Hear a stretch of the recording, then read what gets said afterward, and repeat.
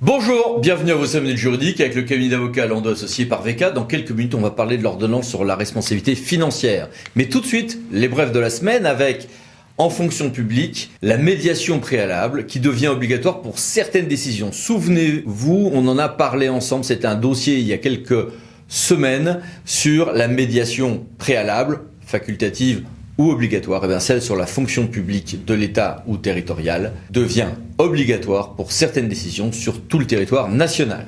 En matière d'élection, on a eu la circulaire sur l'élection présidentielle avec un addendum notamment sur les questions sanitaires et une autre instruction sur les machines à voter là où elles se pratiquent. En droit des contrats maintenant, le Conseil d'État le 24 mars nous a défini ce qu'est le contrôle du juge de cassation sur les faits en tant qu'ils deviennent un paramètre de frontière entre les marchés publics, les DSP ou les subventions aux associations en matière culturelle, avec les impacts derrière que ça a bien sûr de cette qualification.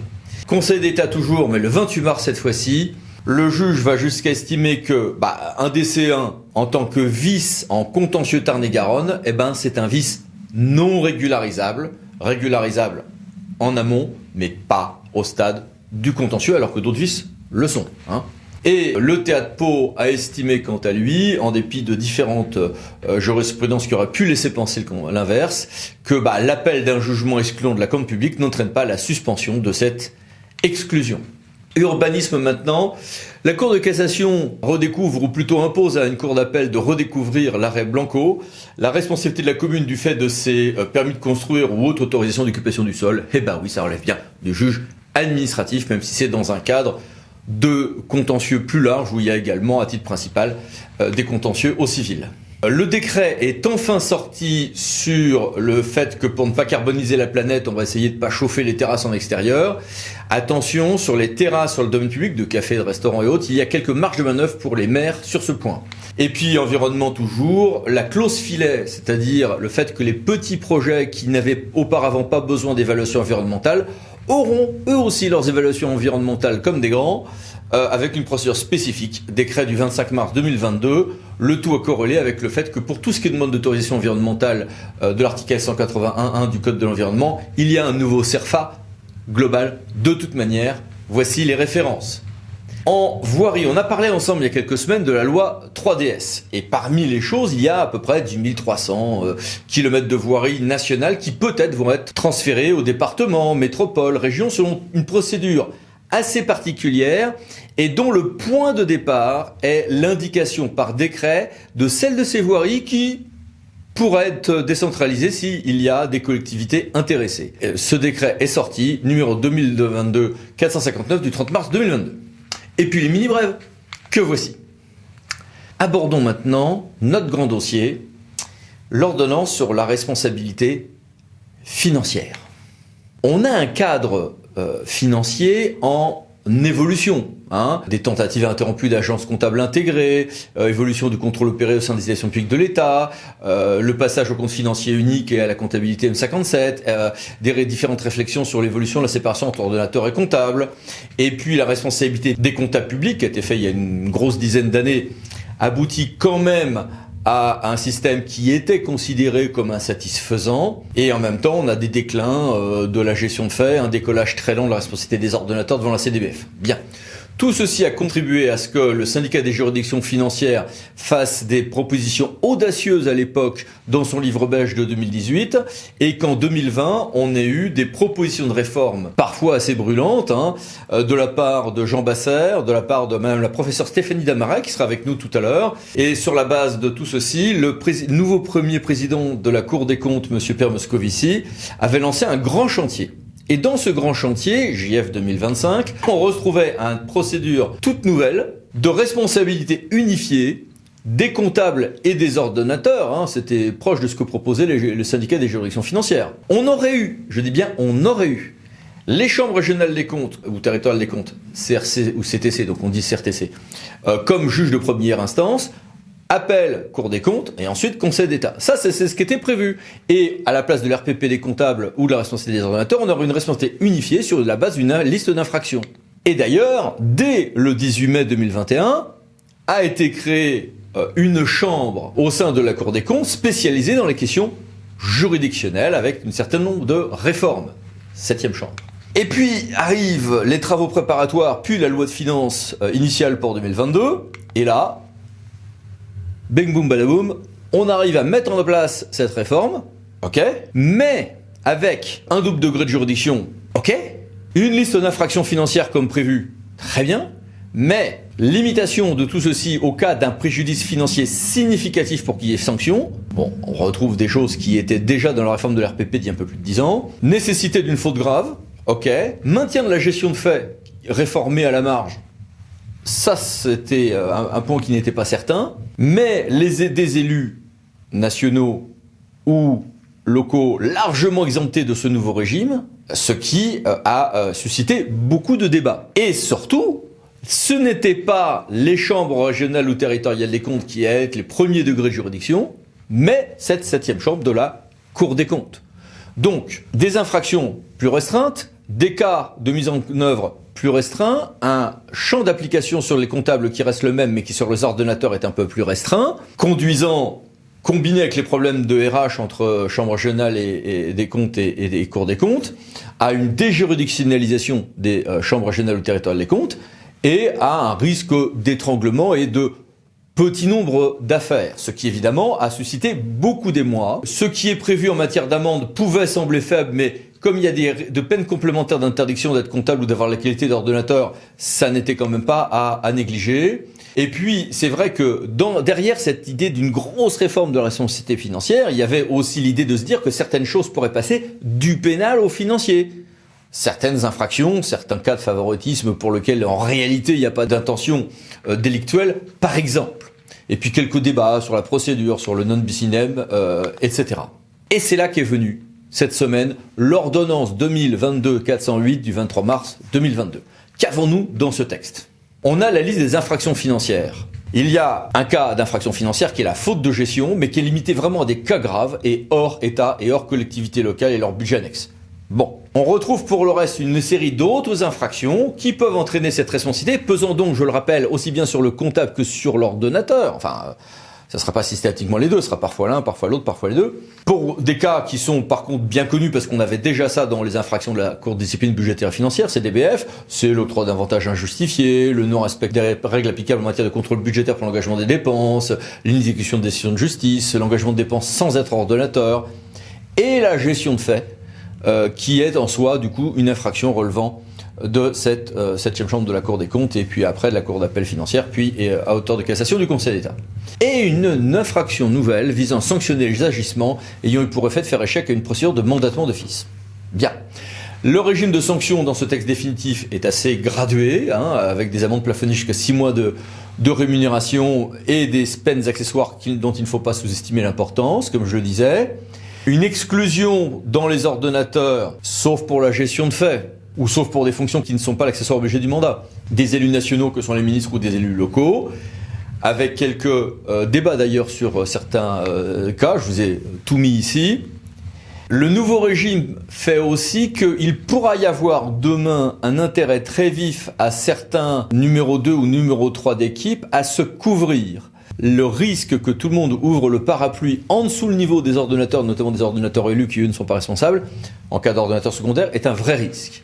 Et on a donc 3 niveaux juridictionnels, mais tous centralisés à Paris, non sans effet secondaire, notamment une déjuridictionnalisation des fonctions assignées aux chambres régionales et territoriales des comptes, très clairement.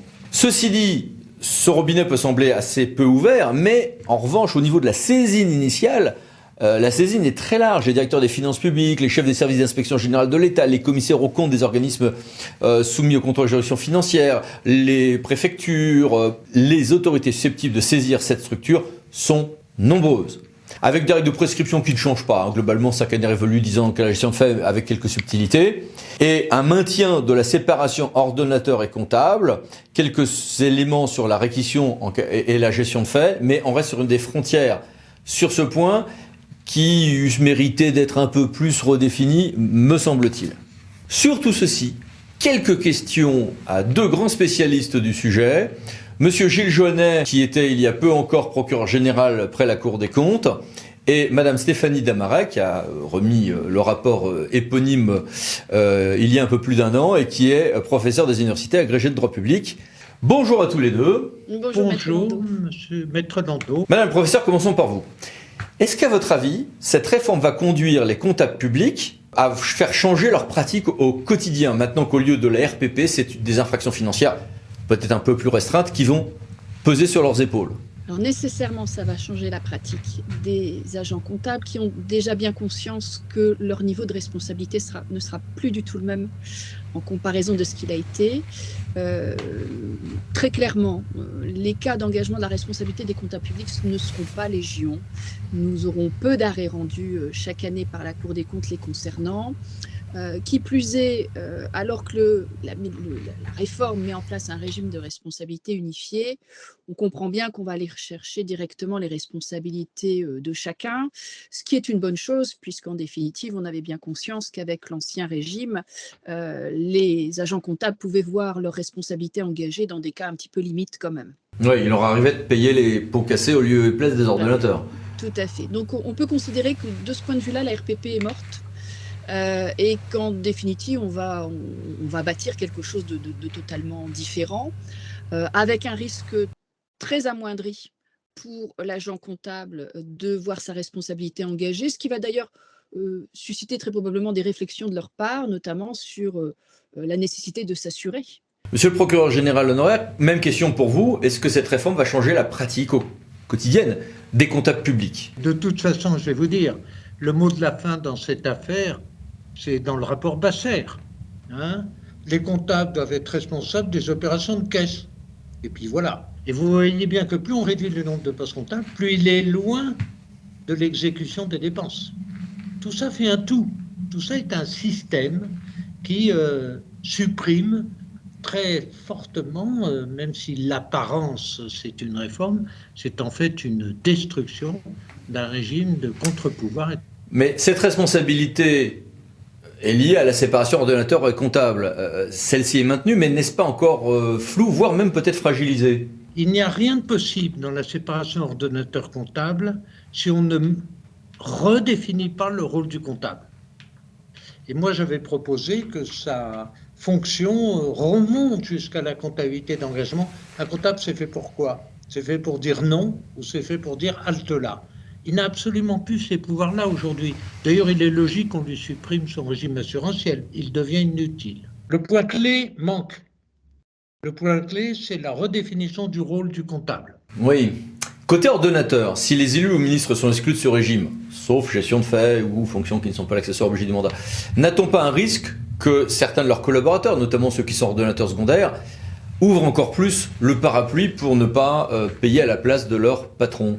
Tout à fait. Le logiciel, il a été modifié profondément ici, là également.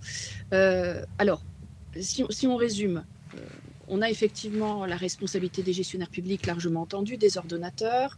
On comprend qu'on reprend le schéma de la Cour de discipline budgétaire et financière, c'est-à-dire que ce n'est que en de rares exceptions qu'un élu local pourra avoir sa responsabilité engagée. On reprend les mêmes, quasiment, on complète les trous puisque l'avantage injustifié à soi-même apparaît dans le schéma. On a compris que les ministres étaient exclus. La seule part peut-être sur laquelle on reviendra dans quelques instants, c'est la possibilité d'une gestion de fait, où là, effectivement, sur la gestion de fait, tous les gestionnaires publics, sans exception, pourraient voir leur responsabilité engagée. Si on fait l'impasse sur ça, il est évident qu'à partir du moment où on a ce parapluie qui peut s'ouvrir au niveau de l'essentiel des élus locaux, hormis les exceptions qu'on vient d'évoquer ici, la chaîne de responsabilité va forcément se déplacer.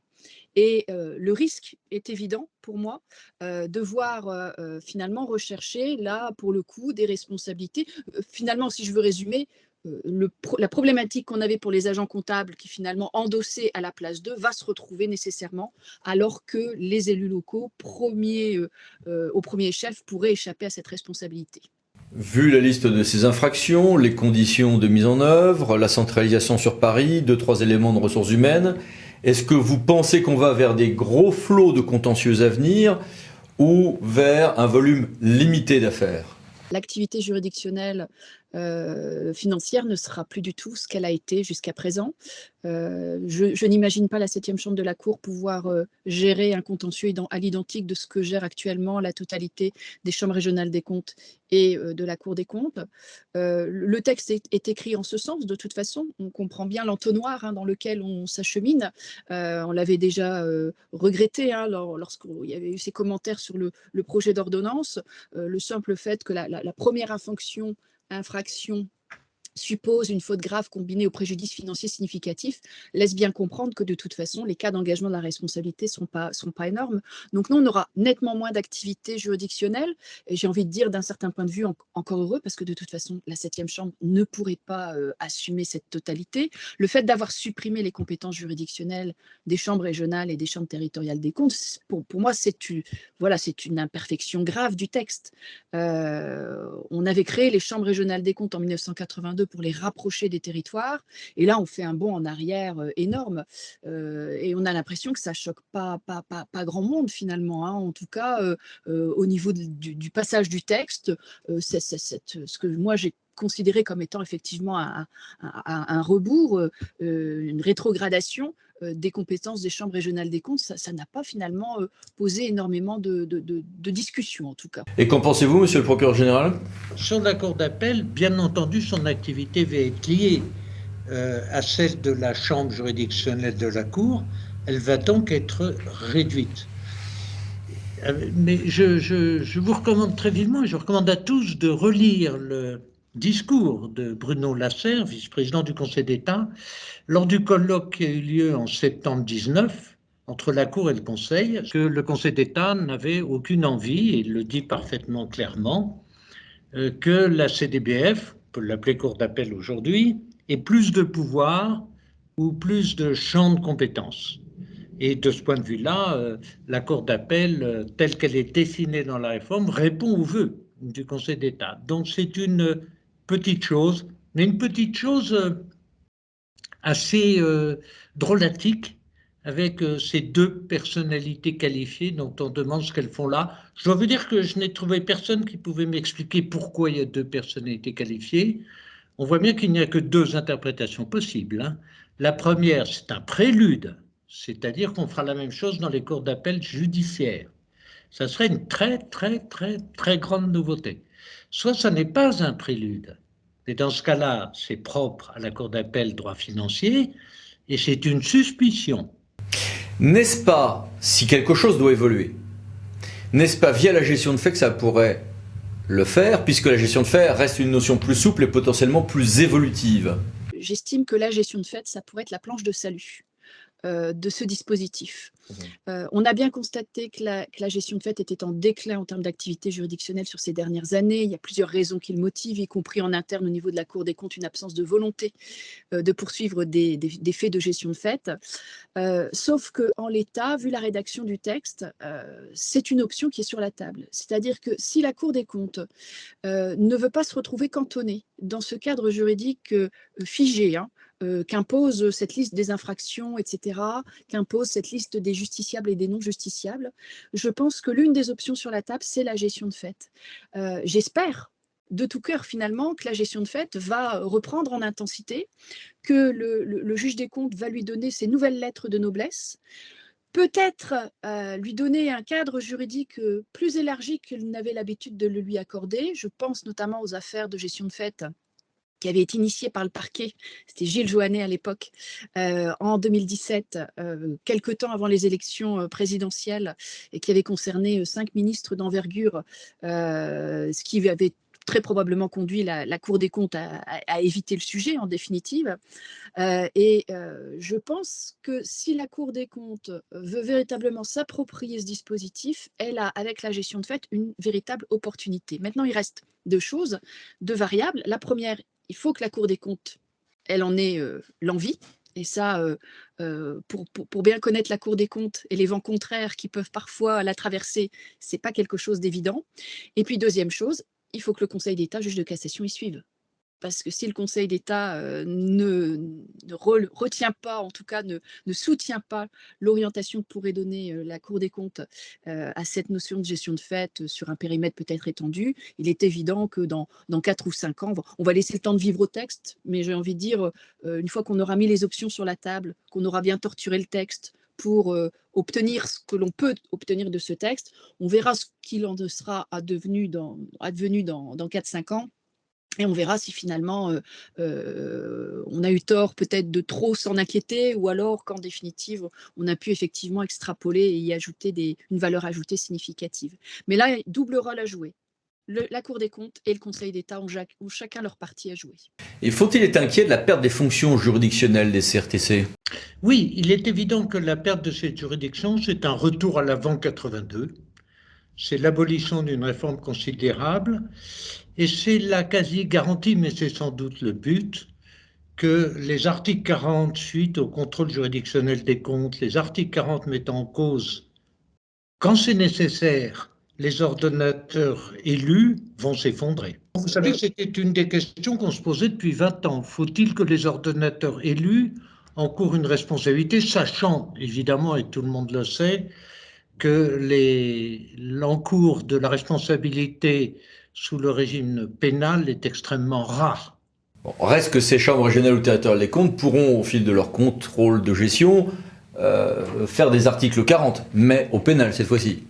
Bien entendu, mais toute la réforme et toute la logique d'activité des chambres régionales sera de faire beaucoup moins de contrôle des comptes. C'est sûr. Ils vont faire, je ne sais pas moi, de l'évaluation. Bien, merci à tous les deux. Merci à vous, Je vous Maître en prie, Lourdeau. au revoir. Et merci à vous. À bientôt pour une nouvelle vidéo, les 5 minutes juridiques parlant de associés pour VK. Pensez à vous abonner. Merci, au revoir.